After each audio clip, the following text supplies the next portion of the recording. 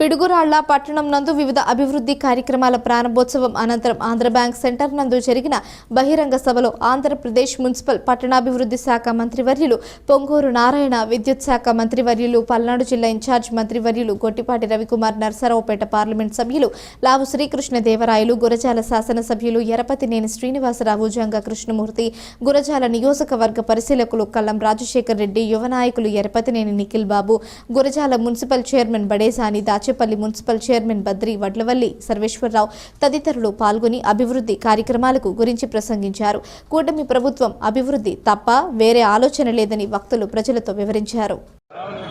Municipal నూతన భవన నిర్మాణాలు, అదేవిధంగా డ్రైన్స్ ఇవన్నీ కూడా 55,76,00,000 ప్రతిపాదనలు కూడా ఈరోజు మంత్రి గారికి ఇవ్వడం జరుగుతుంది.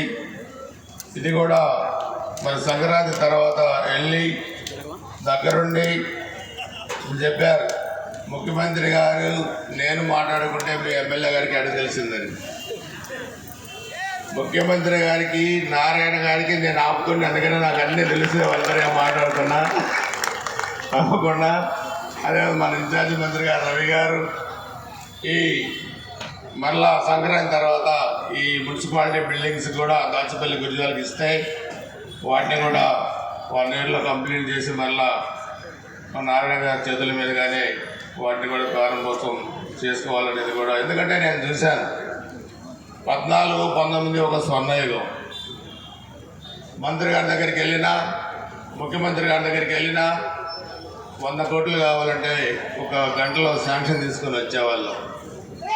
ఆ రాక్షసుడు 1924 చేసిన విధ్వంసం ఈరోజు చూస్తే నిజంగా వీళ్ళు మంత్రులైనా ముఖ్యమంత్రి గారైనా ముళ్ళగిరిడే మీద కూర్చున్నారు తప్పితే పదవుల్లో వాళ్ళు కూర్చోలే. రకంగా వీళ్ళు పిలిస్తే బాధ కూడా అనిపించింది.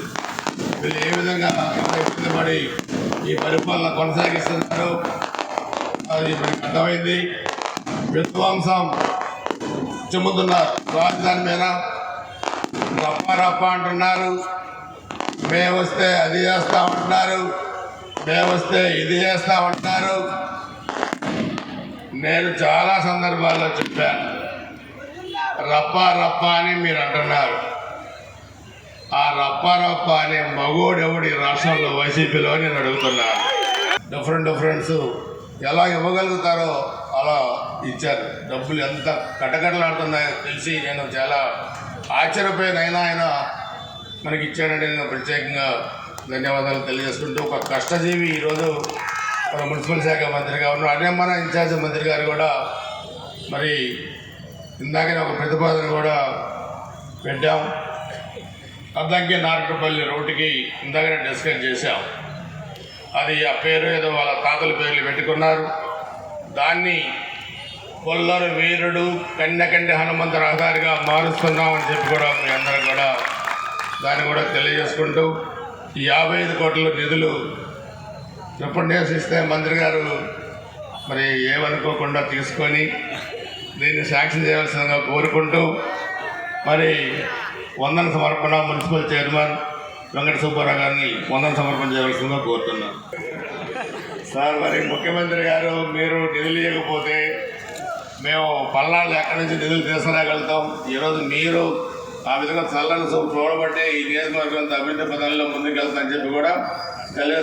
శ్రీనివాసరావు గారికి, ఇవాళ కార్యక్రమాలకు ముఖ్య అతిథిగా చేసిన గౌరవనీయులు పెద్దలు మంత్రివర్యులు నారాయణ గారికి, మన ఎంపీ కృష్ణ గారికి, అట్లానే మన TDP board member Janga Krishnamurthy గారికి, వివిధ హోదాల్లో ఉన్న నాయకులకి, కూటమి నాయకులకి, ఇక్కడికి విచ్చేసిన తెలుగుదేశం పార్టీ నాయకులకి, కార్యకర్తలకి అందరూ కూడా ముందుగా పేరు పేరున నా ఉదయపూర్వక నమస్కారాలు. మంచి కార్యక్రమాలు ఇవాళ చేశారు.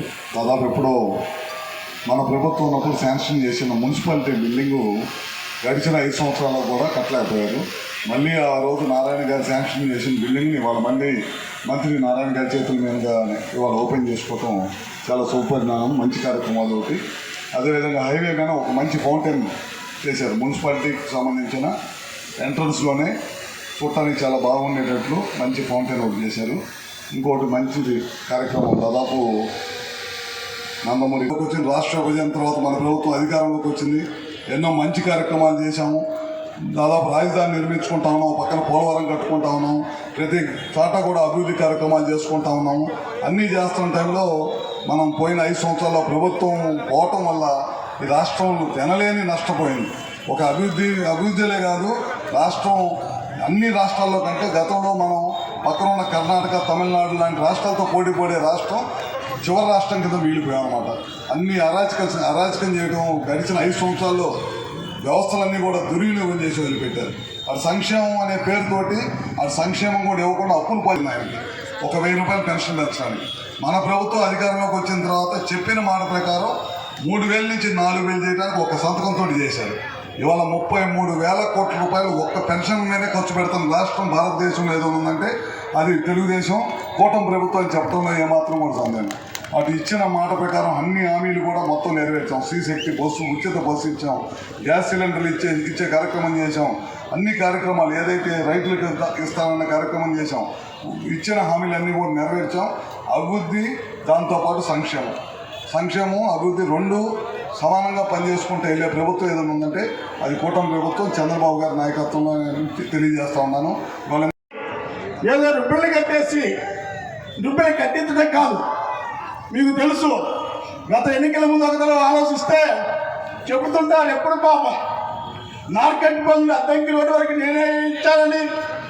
అదేవిధంగా మెడికల్ కాలేజ్ సంబంధించి అది సెంట్రల్ గవర్నమెంట్ ఫండ్ అయితే లాల్ కృష్ణరాజు గారు మన పార్లమెంట్ సభ్యుడు అధ్యక్షుడు వస్తే నేనే చేయించాలని అక్కడ ఎవరు లేకుండా, పేషెంట్ లేకుండా, కనీసం గోడకి సున్నం లేకుండా ఎలక్షన్ ముందు ఎవరు ఓపెన్ చేశారనే విషయం కూడా మీరు ఒక్కసారి కూడా ఆలోచించమని కూడా మనవి చేస్తున్నారు. ఏ అభివృద్ధి జరిగినా ఈ యొక్క నియోజకవర్గంలో అనేకమైన స్కూల్స్ నిర్మాణం చేయడం జరిగింది. దాదాపుగా 30,000 సంబంధించి 9,000 సంబంధించి నిర్మాణం చేయడం జరిగింది. అనేకమైన చెక్ డ్యామ్లకు సంబంధించి కానీ, హై స్కూల్కి సంబంధించి కానివ్వండి, మీ యొక్క పట్టణానికి సంబంధించి ఆలోచిస్తే ముస్లిం బాలికలకు సంబంధించిన గురుకుల పాఠశాలలు కూడా ఏర్పాటు చేసే కార్యక్రమం చేయడం జరిగింది. మరలా ఇప్పుడు శ్రీనివాస్ గారి నాయకత్వం కింద అభివృద్ధి జరుగుతున్న విషయం కూడా మీ అందరికీ మనవి చేస్తూ, చదువుకున్న వారిని మొట్టమొదటిసారి రాజకీయాల్లోకి తీసుకొచ్చారు. వీటన్నిటికంటే కూడా మొన్న ఈ మధ్యన నాకు ఎలక్షన్ రిఫార్మ్స్ మీద మాట్లాడమని పార్లమెంట్లో అవకాశం వస్తే కొద్దిగా రీసెర్చ్ చేస్తూ ఉన్నా. ఒక కొత్త విషయం తెలిసింది. అంటే ఇక్కడ సీనియర్స్కి తెలుసు కానీ కుర్రవాళ్ళకి తెలియదు. కాబట్టి ఎలా ఒక నాయకుడు ధైర్యం చేస్తే, నిజాయితీగా ఉంటే, పనిచేసే వ్యక్తిత్వం ఉంటే ప్రజలు ఎలా ఆదరిస్తారనే ఉదాహరణ. 1983 ఎలక్షన్ మొదటిది. ఇప్పుడు అందరం ఎలక్షన్ క్యాంపెయిన్ చేసేటప్పుడు సైకిల్ గుర్తుకు వేయండి ఓటు అని చెప్పి అందరం కూడా తిరుగుతూ ఉన్నాం. కానీ 1923 ఎలక్షన్కి మాత్రం తెలుగుదేశం పార్టీకి సైకిల్ గుర్తు అఫీషియల్గా లేదు. 294 సీట్లు అనుకుంటా అప్పుడు. దానికి 289 సీట్లలో తెలుగుదేశం పార్టీ పోటీ చేసింది. మిగతా 4-5 సీట్లు కోalition పార్టీకి ఇవ్వడం జరిగింది. దాంట్లో 201 సీట్లు తెలుగుదేశం పార్టీ గెలిచింది. ఎంత విఘ్నులుగా ఉంటారు ప్రజలు అనే దానికి ఉదాహరణ. నాయకుడు అనేవాడిని, నిజాయితీగా ఉండేవాడిని ఏ విధంగా ఆశీర్వదిస్తారనే దానికి ఉదాహరణ ఏమిటంటే, దాంట్లో గెలిచిన 201 సీట్లలో చాలామందికి సైకిల్ గుర్తు మెయిన్ గుర్తు కాదు, వాళ్ళకి దొరికిన గుర్తు వేసుకొని ఆ రోజు ఎలక్షన్కి వెళ్ళారు. రామారావు గారు మొహం చూశారు, గెలిపించారు. కేవలం 9 నెలల్లో పార్టీ పెడితే కాదు, గుర్తు కూడా లేకుండా గెలిచిన వ్యక్తి. అది ఎన్టీ రామారావు గారి గొప్పతనం. ఇది మనం ప్రతి ఒక్కరికి గుర్తు చేయాల్సిన అవసరం కూడా ఉంది. ఎందుకు అటు ఎన్టీ రామారావు గారి యొక్క స్టాచ్యూ, అదేవిధంగా మున్సిపల్ ఆఫీసు. ఆ మున్సిపల్ ఆఫీసు కూడా 2014-19లో నేను మంత్రిగా ఉన్నప్పుడు శాంక్షన్ చేసింది. అటువంటి శాంక్షన్ చేసి మళ్ళీ తిరిగి ఈ ప్రభుత్వం వచ్చిన తర్వాత నా చేతుల మీదే అది ప్రారంభం కావడం నిజంగా చాలా ఆనందంగా ఉంది.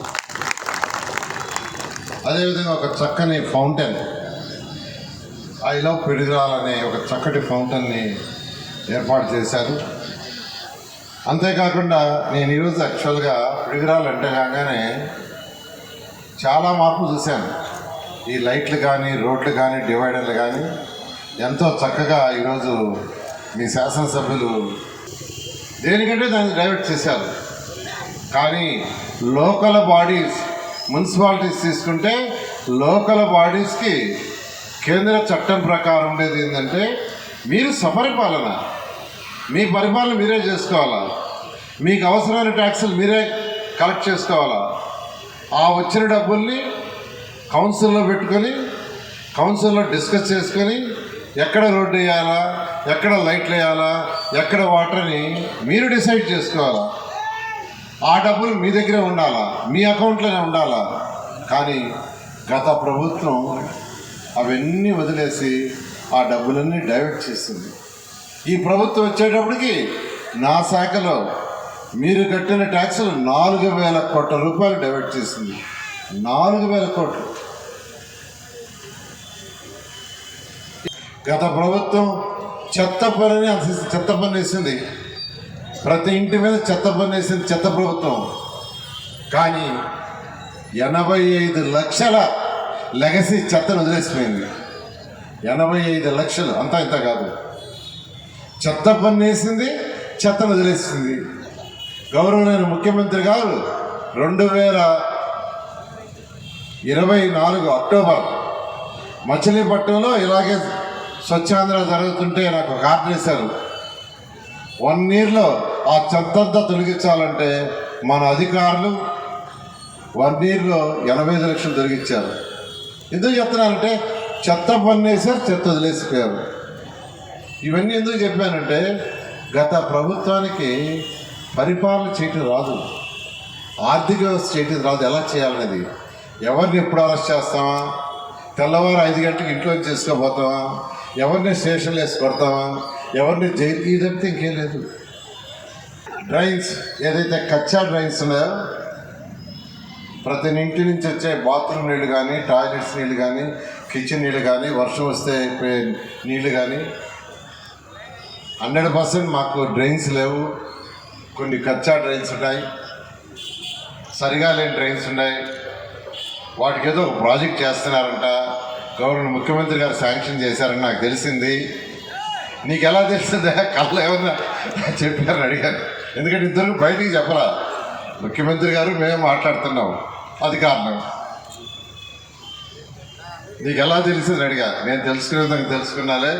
నా 3 మున్సిపాలిటీస్కి 100% నువ్వు పెట్టాల్సిందే, ఎటువంటి పరిస్థితులు అన్నారు, ఖచ్చితంగా చేస్తారని సభాముఖంగా మీ అందరికీ తెలియజేస్తూ ఈరోజు ఇంత మంచి అవకాశం ఇచ్చిన మీ అందరికీ ప్రత్యేక ధన్యవాదాలు తెలియజేస్తూ సెలవు తీసుకున్నాం.